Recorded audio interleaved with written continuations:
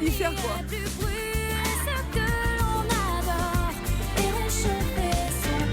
Mais tout le monde chante Mais Jennifer, comment ça, c'est Sophie. votre faute, vous m'avez converti. Et au soleil, on n'est jamais à l'abri d'une insolation. Voilà, tout ça pour ça. Alors mieux vaut prévenir que subir et ne pas laisser la chaleur vous jouer de mauvais tours. En cet été, le docteur Mathieu Calafiore, médecin généraliste, est avec nous ce matin. Qu'est-ce qu'on appelle une insolation tout d'abord, docteur ? Alors une insolation, c'est un peu synonyme de coup de chaleur finalement. C'est des symptômes qui sont causés par le soleil et par les UV, mais aussi par la chaleur. Donc la température corporelle augmente, la respiration s'accélère, le rythme cardiaque s'accélère également, les vaisseaux sanguins se dilatent et le corps essaye de réguler la température par la transpiration. Alors le corps diminue sa température en évacuant de l'eau. C'est pour ça qu'on transpire, mais on évacue aussi du sel et donc on est sujet à la déshydratation quand il fait chaud comme ça. Les signes ressentis par les personnes qui font une insolation, c'est tout d'abord de la fatigue, une faiblesse musculaire, des crampes, une désorientation, donc c'est-à-dire qu'on ne sait plus trop où on est, on n'a plus les idées très claires, on a des nausées, on devient irritable et on a des maux de tête. Tout le monde peut être touché par une insolation, un coup de chaleur. Le corps est composé à 70% d'eau en moyenne, donc tout le monde peut être touché, mais il y a des personnes qui sont encore plus vulnérables. Ce sont les jeunes enfants parce qu'ils contiennent encore plus d'eau dans leur corps que les adultes, les personnes plus âgées parce qu'en plus, le problème des personnes âgées, c'est qu'elles perdent la sensation de soif, et les personnes en surpoids parce qu'elles ont du mal à réguler leur température. Ah oui. Alors quels sont les facteurs qui augmentent le risque de faire une insolation ? Alors on augmente le risque de faire une insolation quand on fait de l'exercice physique dans une atmosphère surchauffée. Par exemple, quand on fait du sport sur la plage, on augmente son risque d'insolation. Ah oui. Quand on a une dette de sommeil, être fatigué, ça rend très sensible aux insolations aussi.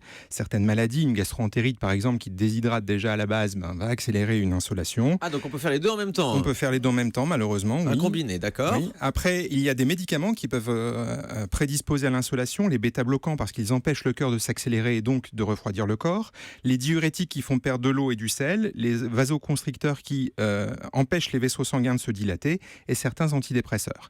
Dernière chose, on peut avoir aussi des changements de température de manière brutale quand on change de climat, quand le corps n'est pas habitué à la température, quand on vient comme moi du nord et qu'on va dans le sud, on a un petit peu de mal à s'habituer, il faut le temps de s'acclimater. Mais donc pour qu'on comprenne bien, docteur Calafiore, à partir du moment où on prend tous ces médicaments, on évite clairement d'aller s'exposer au soleil ? Non, c'est pas qu'on évite de s'exposer au soleil, c'est qu'il faut faire encore plus attention. Donc il y a des petites mesures à prendre pour ça. Il faut boire beaucoup, bien entendu, boire même quand on n'a pas soif. Il faut utiliser... S'obliger à boire alors. S'obliger à boire, vraiment. Surtout d'autant plus qu'on est plus âgé parce qu'encore une fois, on perd cette sensation de soif. Non, donc, on dit souvent 1,5 litre par jour, une bouteille d'eau, c'est suffisant ? 1,5 litre par jour, c'est suffisant en conditions normales. Quand on est en vacances, notamment sur la plage ou au soleil, il faut boire plus que ça. On peut aller jusqu'à 2 litres, 2,5 litres. Il faut vous fier à un petit signe qui ne trompe pas, c'est la couleur de vos urines. Si vos urines deviennent jaunes très foncées, c'est que vous n'avez pas bu assez. Si vos urines sont claires, vous avez bu suffisamment. C'est un signe tout simple. Ouais. Après, vous pouvez utiliser aussi, pour essayer de limiter l'impact de l'insolation, c'est les brumisateurs de poche, vous savez, qu'on utilise comme ça. Les petites bouteilles d'eau minérale. Ouais. Voilà, tout à fait. Donc le fait de pulvériser de l'eau sur la peau, ça accentue par l'évaporation la diminution de la température corporelle. Donc c'est un bon signe qu'on peut utiliser. Des pains de glace aussi que vous pouvez appliquer aux endroits qui sont assez riches en capillaires sanguins, le cou, le ventre, les aisselles, le dos. Tout ça vous permet de diminuer la température corporelle. Consommer un petit peu de sel aussi. Je vous ai dit que le corps évacuait du sel par la transpiration. Manger quelques petites chips sur la plage.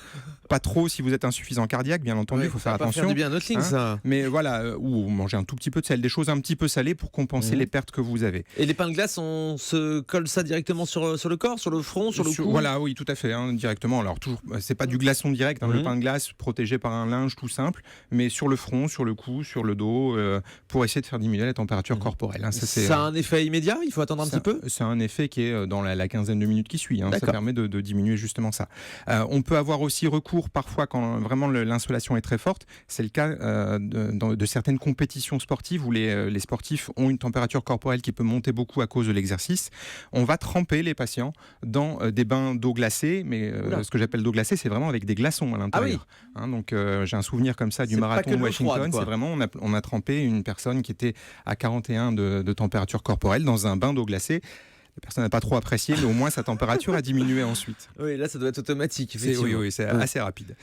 Donc, on utilise des glaçons, hein, carrément un bain d'eau glacée oui, qui c'est va pas faire juste de l'eau baisser froide, la c'est vraiment de température. l'eau glacée. D'accord, très bien. Quels autres conseils pour éviter ces insolations alors, des conseils aussi tout simples, porter des vêtements amples, pas trop près du corps, hein. Plus le vêtement est près du corps, moins la peau arrive à réguler la température. Privilégier plutôt les matières naturelles plutôt que les matières synthétiques. Encore une fois, boire beaucoup, je rappelle encore le fait de suivre la couleur de ses urines, boire plus que d'habitude, hein. Encore une fois, 1,5 litre, c'est ce qu'on dit en température normale. Là, il faut aller jusqu'à 2 litres, voire 2,5 litres facilement. Attention à l'alcool. L'alcool baisse la vigilance et aurait tendance à favoriser la déshydratation. Donc, évitez l'alcool en plein soleil, c'est une mesure de bon sens. Restez à l'ombre le plus possible. Mettez un chapeau, une casquette. Mettez de la protection solaire aussi parce qu'une peau qui a un coup de soleil a du mal à réguler sa température. Donc, surtout, faites bien attention à ça. Donc, la protection solaire protège aussi de l'insolation. Oui, parce que la peau continue à fonctionner normalement, alors qu'une peau qui a eu un coup de soleil, la régulation, le fait de dilater les vaisseaux sanguins marche un petit peu moins bien. Et donc on régule moins bien sa température. Et comment est-ce qu'on se protège le cuir chevelu du coup, parce qu'on peut pas mettre la crème sur les cheveux, comment ça se passe? On peut mettre un chapeau, voilà, tout simplement. Ouais. Après, il y a des crèmes solaires qui sont plus sous forme de pulvérisateur. On peut en mettre éventuellement. Ça existe, Annie Cohen Le Tessier? Oui, ça existe, les pulvérisateurs pour les hommes, effectivement, mais c'est plus pour protéger des kératos solaires que de la chaleur. Et c'est vrai que je crois que le conseil essentiel, c'est mettre un chapeau.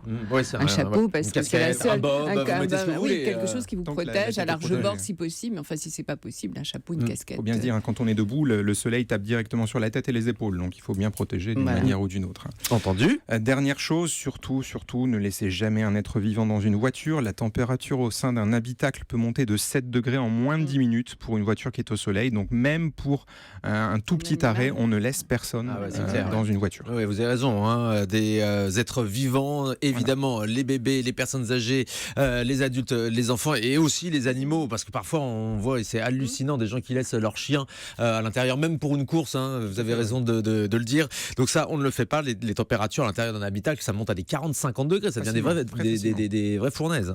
Voilà donc ce qu'on pouvait dire sur l'insolation, encore un peu. Oui, dans ce que vous pouvez boire, j'ai conseillé donc de boire beaucoup. Vous pouvez boire de l'eau, bien entendu, mais vous pouvez boire aussi des choses qui ramènent de l'eau et un petit peu de sel. Certains sodas, c'est peut-être une des seules fois où on va conseiller ça. Je sais que vous aimez bien les sodas, Thomas. C'est vrai. Dans les sodas, il y a un petit peu de sel. Alors c'est pas magique, mais ça peut permettre de compenser les pertes qu'on a en transpirant l'été. Le sucre, non. Vaut mieux éviter. D'accord, on va se concentrer sur l'eau alors.